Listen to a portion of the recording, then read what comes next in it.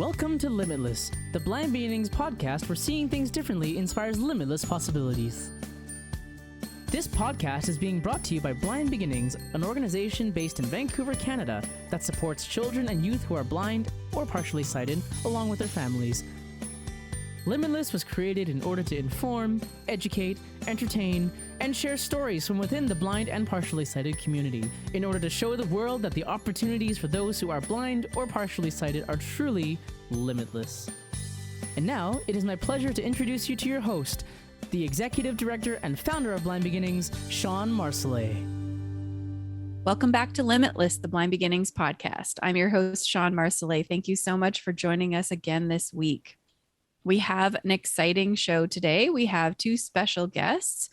A couple of weeks ago, we were talking about Braille, and we mentioned CELA and NNELS, which are two of the organizations that help, provide some library services to individuals with print disabilities. And I'm excited to welcome Pikora and Karen. And so we have a representative from NNELS and from CELA. Welcome to both of you.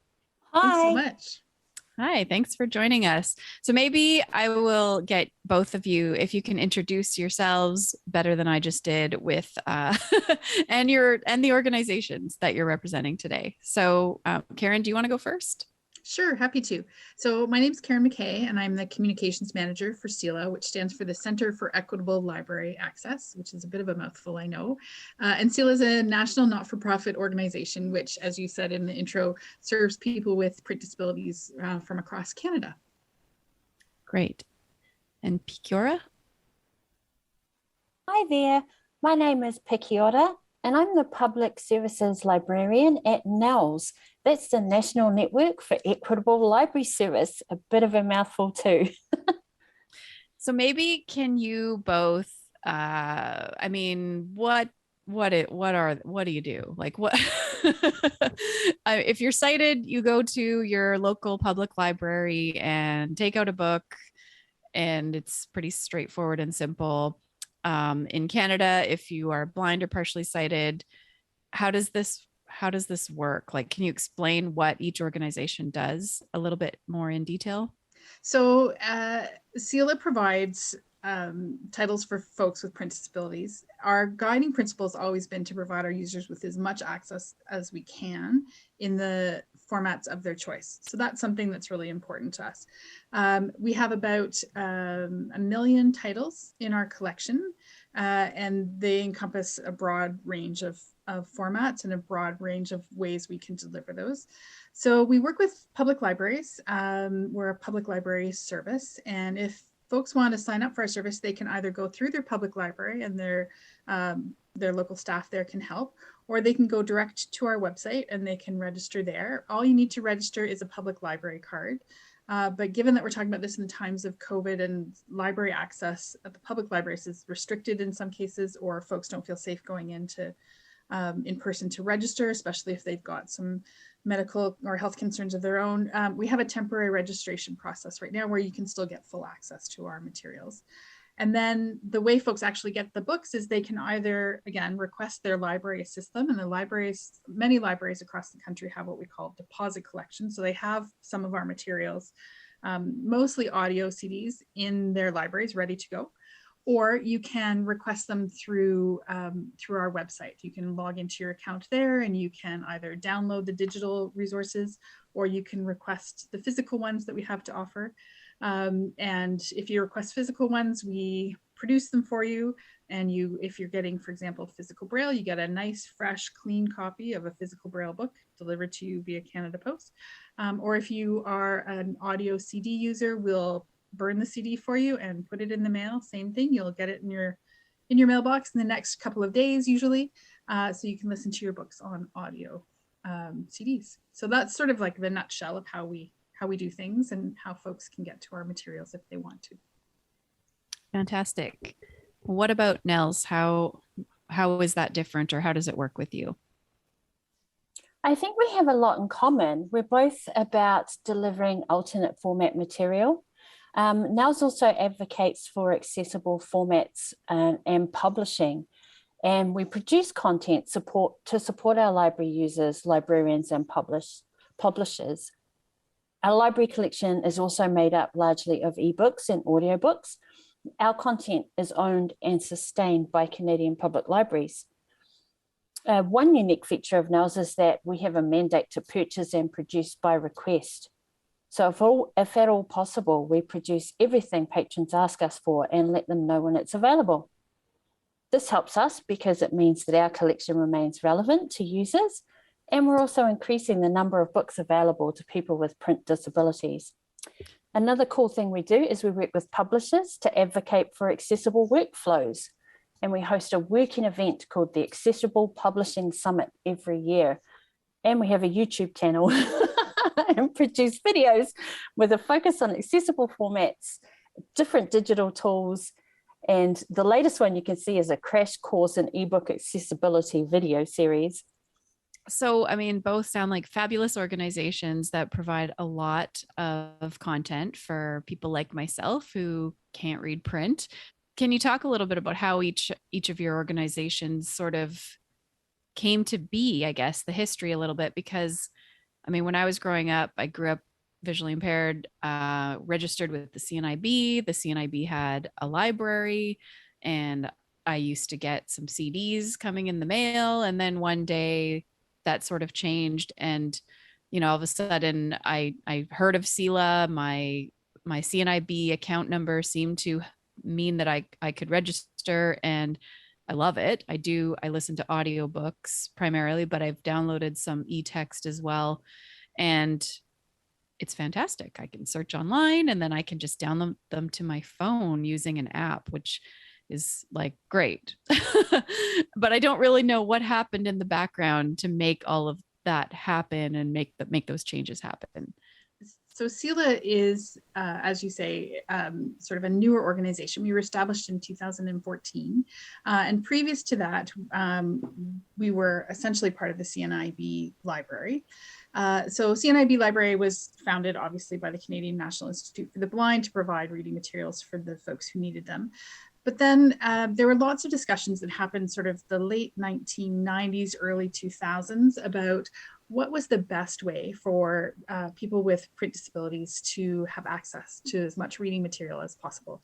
And so from those conversations, there were lots of committee reports and working groups and that sort of thing. And a number of different reports were developed. And out of that sort of broad conversation with a number of folks, both CELA and NNELS kind of grew from that. So the CELA philosophy is that people with print disabilities should not have to rely on a charity in order to access their reading materials. We believe that you should be able to go to your local public library or receive services through a public library just the same as your neighbors can. And so that's really one of the founding principles for CELA. So in 2014, with the support of CNIB and with support of public libraries, they were really instrumental in helping to get CELA off the ground. We started to work on this process, and over time, over the last, well, we're 8 years now, over the last 8 years, we've been establishing more and more sort of independence. We have our own board of directors, which is made up primarily of library folks, like, you know, senior staff at libraries across the country who serve on our board. And we have our own, you know, our own funding sources, and we have our own mandates and all of that sort of stuff. So we're a completely separated organization now from the CNIB, but we do partner with them to get some of the materials produced because they still have a production studio. So they're one of our suppliers, and that's sort of our ongoing relationship with them. And they do amazing work. The materials that they produce are really top notch. So we're always delighted when we're able to add some of those to our collection. And they do, you know, they do human narrated audio for us on special request usually, and human transcribed braille, and their materials are excellent. So that's sort of where we came from. There's still a lot of confusion about where CELA begins and CNIB stops, but we are two individual organizations. So the CNIB library does still exist then? It does not. The assets from the CNIB library were transferred over to CELA when we were established in 2014. I believe that was the technical date that things were transferred over. So CNIB library in and of itself no longer exists as its own entity. It does have a rich history, and many folks still sort of think of CELA as part of CNIB, but we're not actually officially part of CNIB any longer. So anything that you read as a kid through the CNIB library now is in the CELA library. Okay. So I know in British Columbia, it's a little bit not all like the library is either associated with CELA or NNELS. And I feel like that's a little bit confusing for the user to know what, in their municipality, which service will they be accessing? How would you recommend for somebody who has a print disability and wants to access some materials? Like, do they just go to the library, or is there a website that lists like which municipalities are which, or does it matter? How do you navigate that? I can answer from the CELA perspective, but I suspect my answer is going to be similar to the NNELS perspective. So I shouldn't speak for NNELS, but I believe it's true that both CELA and NNELS offer national coverage for our services. So if you're no matter where you are in Canada, you can access CELA services. The difference is that for areas that are in non-funded areas, people in non-funded areas where their library either hasn't subscribed to the CELA service, or where they're not in a province that is funding the CELA service for the entire province, they have access to our digital collection, which is in itself is massive. But you can only access the physical materials if you have a library card from one of our member libraries. And you'll know that when you go to register, you'll be able to figure that out. So you're asked for your library card number, and you're asked to put in your local library, and there's a drop-down list so people don't have to remember what their library's official name is. And then they can find out using that registration process whether they have full access to all of our physical collection as well as our digital, or just our digital collection. But pretty much anything we have in physical format, with the exception of print Braille books, are available in digital formats as well. So, and most of our users use digital formats at this stage. Mm-hmm. Okay. Yeah, that's the same for us pretty much. NNELS is accessible across Canada. The only difference is you have to be from a funding province to request a book from us. Otherwise, everything else is accessible. So could I go to the NNELS website, for example, and just sign myself up, or do you have to go through a library? You do have to go through a library, yes. Okay. And do you feel like librarians in local libraries know about CELA and NNELS? Like if you walk in off the street without warning and you're blind and you ask, how do I access some Braille books or audio books or e-text books? Like, do they know how to respond? Are they well trained on all of this? Our hope is that, yes, you can walk into any library and talk to any staff person, and they'll be able to at least direct you to the appropriate people to talk to learn more.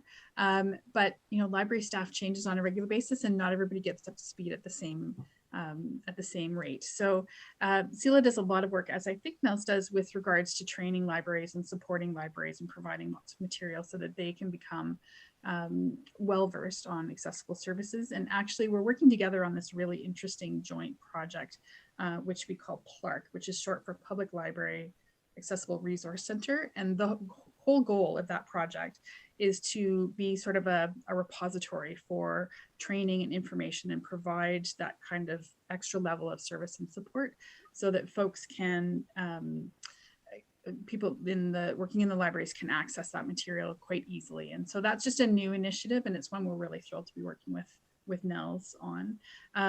But if you don't, if you have an experience where somebody doesn't know in the library staff, your best bet is to ask to speak to their accessible or accessibility services departments. They will be well versed on CELA and NNELS services. I wasn't even aware that was a position at the library, so that's fantastic. It's a very important one and a growing one. So yeah, most major libraries have them. If they don't have that position, they often will have somebody that sort of does that work off the side of their desk if they're a smaller library, and they'll know more about the resources available for people with print disabilities. I know DAISY format is one of the formats that books are available in, and that I think requires still, I used to have a DAISY player machine. I left it on a plane accidentally. It was very tragic. But So nowadays, no, it was so sad. Like the Victor Stream or the DAISY player where it's, the CD comes and you play it on your machine. Do libraries provide those machines, and or do they train people on how to use them if that's the format that you're wanting to use? I would hope they will, but I think it would depend on the library. Some library have staff who are really comfortable showing people through how to use different technologies and have access, but other libraries won't. So it will really depend. I do know that it varies across the country, and it varies, based on how well resourced certain libraries are. There are libraries that we're aware of that do circulate DAISY players.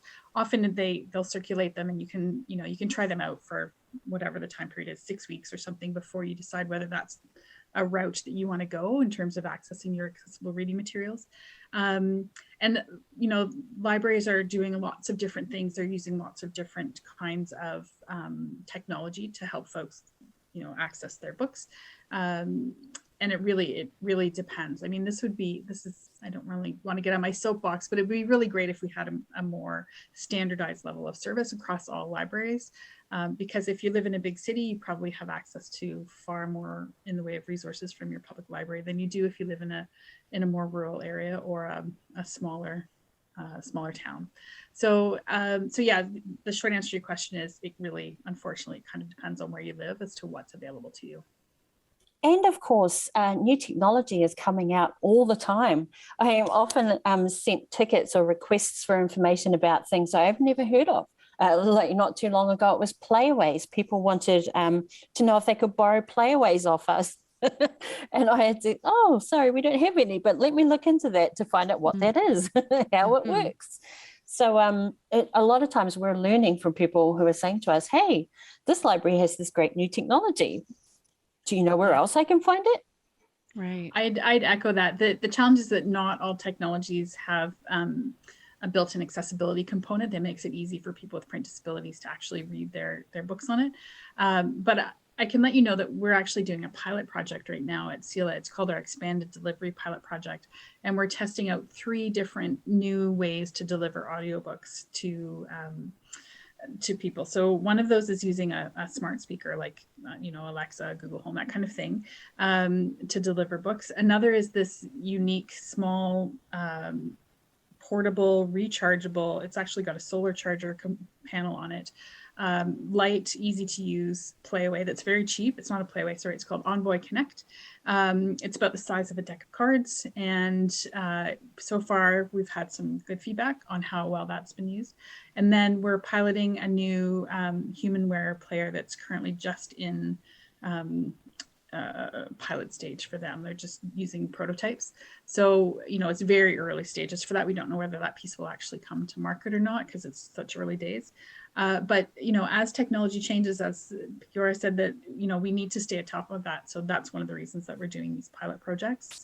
And then I think the plan is to share this information with libraries and with NNELS if they're interested, to sort of see how folks have responded and how the resources work for our users. Oh, the solar power sounds amazing. Isn't that cool? Yeah, because that is the most frustrating thing when you're listening to a book on your iPhone and the battery dies and you got to go charge before you can continue listening. No, not now. Exactly. So these groovy little devices, they're very inexpensive. They'll probably retail under $100 in Canada, which is great because, things like DAISY players, they can be a real barrier for people to be able to afford them. So these are great. They're portable, they're lightweight, they're durable. And yeah, I have a kid with a print disability, so I could totally see her throwing it in her backpack and, hanging it off the back to charge it while she's, out doing whatever she's doing.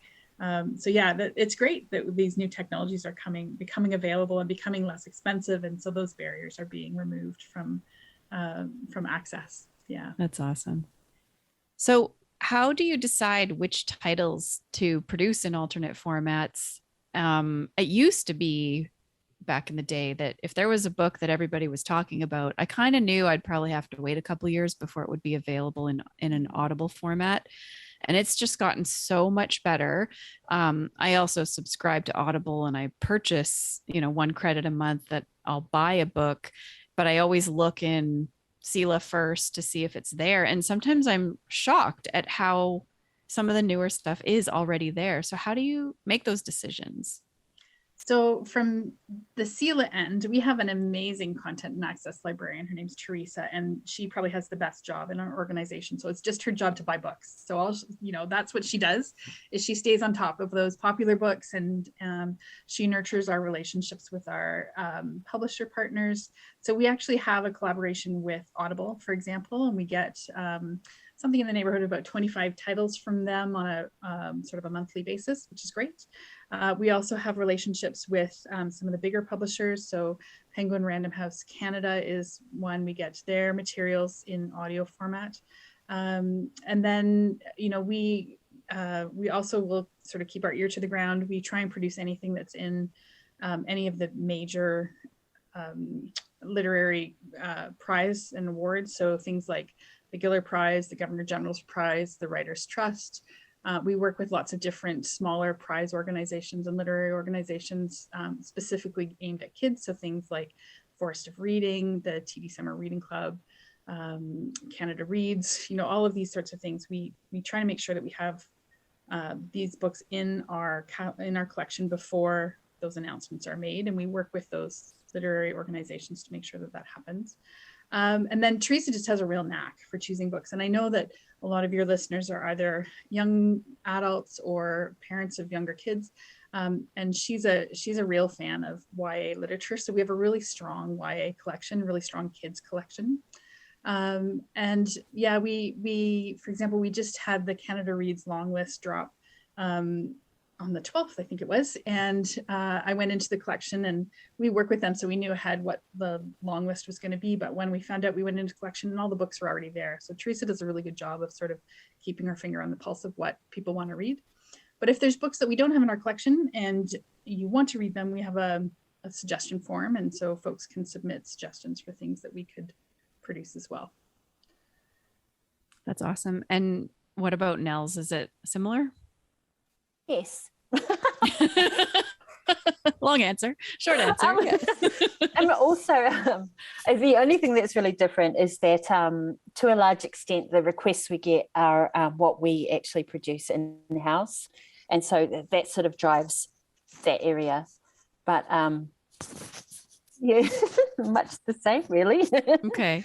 Do you get many requests from readers that want specific titles? We do. And it helps us to keep on top of smaller, books published in specific provinces about provinces.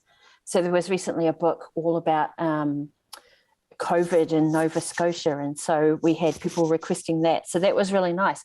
Books that we might not be aware of otherwise, but luckily a lot of people who send in requests have their ear to the ground in their own provinces and their own areas. So they help us to keep on top of those types of books. Fantastic. I've noticed lately more synthetic audio format books, which I'm not a fan of. Just going to put that right out there. I imagine it's a lot cheaper to produce. And I was wondering, how are decisions made about whether something will be synthetic audio or human narrated? So I can answer from the CELA perspective. And this is a question we get a lot. So thank you for asking. And it actually gives me an opportunity to talk about the fact that human narrated is actually our important focus. We really work to get as much human narrated into our collection as possible. But what I didn't mention right off the top is that CELA has a partnership with an organization in the States called Bookshare. And Bookshare is this massive organization. It's dedicated to providing materials for people with print disabilities, and they tend to serve primarily people with learning disabilities, but not solely. And they produce books in synthetic audio and in synthetically transcribed Braille as well. And so their collection, I think the last count, their collection, they had about 850,000 titles in our collection from their collection. So hundreds and hundreds of thousands of titles. And they add, they might add, it's not uncommon for them to add 30,000 titles in a month. So, we add a lot of human narrated titles into our collection, but there's no way we could do 30,000 a month, which is why it's so important that we have all these relationships with other organizations. We have one with the National Library Service in the States, and we're getting their titles in. So we're currently loading their human narrated titles, and then we'll be loading their Braille probably in a couple of weeks. And that's another 100,000 titles, I believe it is. So lots that way. So we're doing our best to make sure that human narrated is the primary, or is an option for folks, especially for books that they really want to read. With the Bookshare collection, they've got some things like some textbooks, and they've got some things where it's not as important for you to have human narrated. But if you're reading poetry, or if you're reading a really fantastic fiction book, or a biography, there's a quality to human narrated books that really, I think most of our listeners would agree with you, Shawn, that's what they prefer for that type of reading. Oh, I mean, even a human narrated book where the voice is, I tried to read, to listen to Game of Thrones when my son was first born. So I was like sleep deprived and exhausted. And it was a kind of a grovelly voiced man, older gentleman reading. And I just couldn't, couldn't get into it. Yeah. It does make a huge difference. Mm-hmm. But the synthetic voices, the technology is evolving. So the synthetic voices, especially if you're using something, like some of the newer apps, for example, they're getting much better. Like I think I'm hoping that in a decade or so, we won't be having this conversation that it's so different between human narrated and synthetic voice. But we'll see where all of these very smart people take us with regards to that. Yeah. I mean, they've done well with like the Alexa voice or the Google voice. So the first time I downloaded one accidentally, I didn't realize the whole synthetic audio, and it took a minute to be like, I don't think this is a person. So, I mean, it's not like the voice of my JAWS on my computer. It's not quite that robotic, but yeah. And for us, people tell us when they fill out the request form. So on the request form, they can choose either synthetic or narrated as an option. And most of the people who request from us will get back in touch and let them know that it takes a wee bit longer if it's narrated, depending on the book. Sometimes they don't mind, they just want to read it. Other times they would prefer to wait for human narrated. So it sort of depends on what you're looking for. So if a book was only available in synthetic audio and I wanted it in human narrated, I could request that. I could say, can you please get this book for me? And I just have to wait.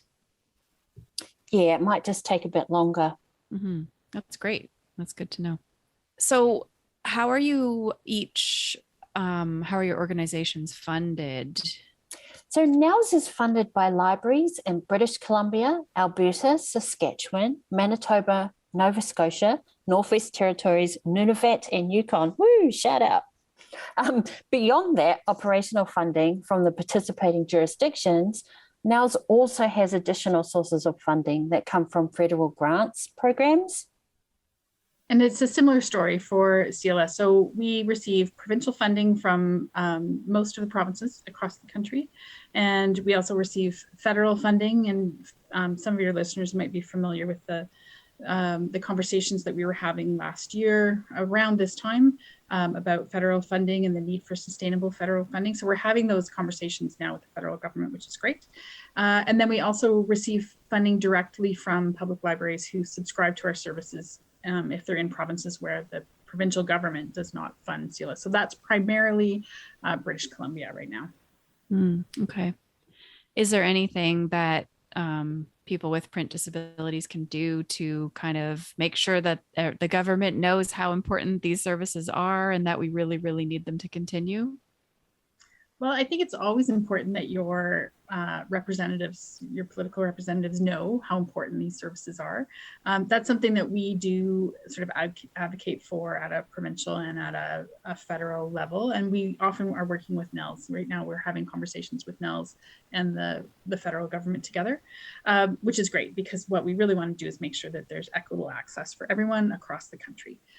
So yeah, if you want to sort of stay in touch with us with regards to what's happening on the political realm, and then, when election time rolls around, or when there's town hall meetings with regards to local initiatives, let the folks know. Everybody from municipal level right up to the federal level has a role to play in making sure that there's accessible library services and accessible reading materials available for people with print disabilities. It's just come so far from when I was a kid that it would be a shame to slide backwards and lose that. It's so fantastic now. I loved reading. I have a degenerative eye condition, so I could read print until I was about 18. But by the time I got to be a teenager, it was like so challenging to read a book visually. And that's when I sort of discovered audiobooks, but there just weren't that many of them. And it took so long to get them. And I was kind of getting stuff in the mail, but it wasn't necessarily stuff that I wanted to read. It was just whatever showed up that week. And now the fact that I can browse, I used to go to the library and sit on the floor and just read the backs of the books. And I loved that so much. And now I can do that on an app, or on the website, I can read the descriptions of all the books and it's like one of my favorite things to do. So I'm so appreciative that this exists, and yeah, I don't want to lose it. Libraries are magical places, and they're so important for people with print disabilities in particular, right? It really levels the playing field for everything from academic success to economic success. And so that's why it's important that governments support these sorts of services. Mm-hmm. But also allowing us to come on and talk to you like this is wonderful. Spread the word. Let everyone know, because our collections are there to be used. So if you're not a member, join. If you know people who aren't members, have a chat to them about NNELS and about CELA and about joining, because, Mm-hmm. the more the merrier. No, one of our youth, a couple of weeks ago, when we were talking on the podcast a little bit about CELA and NNELS, and she's 19 and has been visually impaired all her life. And she kind of was didn't know what was happening with books and thought she had to just kind of get them through Audible. So yeah, she was really excited. I'm sure lots of people will be. And I would just jump in and say both our services are free, right? They're there for the taking. So just like the public library around the corner from you, you should be able to come and get the books that you want to read through our services. So please, as Pikora said, please come and join and make use of them, because it's such an amazing repository of so much wonderful reading material. Mm-hmm. That's just reminding me of, I remember maybe 25 years ago, I wanted to read Harry Potter, and I was getting them through the library, through the local public library, that on cassette tape. That's how old I am. But so there was a tape, an audio book section in the library, but they were not designed for people who were blind. They didn't have Braille labels on the outside of the, you couldn't just go and browse. I had to go in and specifically say, do you have this particular title? And then they would give me the big bundle of tapes to take home. And I don't know, it was I think they're available to any person who reads or who wants to listen to an audiobook, but that's what I had to do way back then. And it's just so much easier now. I'm just curious how your two organizations work together. Are there projects that you've worked on together? There are. We've done some really cool work together. And over the years, definitely the number of collaborative projects that we've been doing with NNELS has increased. So one of the most exciting ones that we worked on together was with the author Amanda Leduc, and she's written 2 books. And both of those books, because of her advocacy, both of those books were released in all accessible formats and conventional formats at the same time. And that's a real rarity. Those we think are the first, book number 1 and book number 2 that have ever been released like that in Canada. And that's really thanks to Amanda. She is she's one of the nicest people I think I've ever met, but she also is an incredible advocate for accessible reading materials. So in that case, CELA produced some and NNELS produced some, and then we shared them. And we worked jointly with the publishers and the narrators, and just, it was a great team collaboration to make sure that these books could be released simultaneously in all formats. So that was a really interesting one. We also work sort of on a more day-to-day kind of basis, sharing resources, because we want to make sure that the funding that we do receive is used as responsibly as possible. So we don't want to duplicate efforts wherever we can avoid that. And so we'll share materials back and forth. We have a memorandum of understanding. So we have a formalized agreement for a certain number that we commit to sharing with each other. But we also, as opportunities arise, our EDs will just sort of chit chat and see if there's some places that we can work together to support accessible reading across the country.